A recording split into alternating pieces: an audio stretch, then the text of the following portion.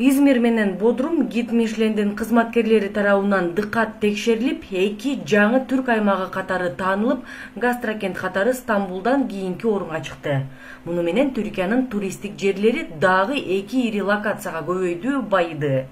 2023 жылдын 9 ноябрында Стамбулда өтө турган иш-чарада Стамбул менен бирге Измир жана Бодрум үчүн ресторан тандоолору жарыяланат. Түркия жана жер ортолук деңизинин кулинария маданияты жана жергиликтүү терруарлары сакталып калган Измир жана Шарап жолунун жээгинде жайгашкан Урла району туристтерге тамак аштын бир канча түрүн сунуштайт. Измирде гастрономия жана модалуу ресторандардын талабына жооп берген. Заманбап кофеканаларга, салттуу жана популярдуу тамактануучу жайлар чейин бар. Негизинен мындай ресторан, кафелерди байыркы ашкана маданиятын заманбап бир формада тартуулоого, таанытууга ашыккан аракет кылган жаш ашпозчулар иштетет.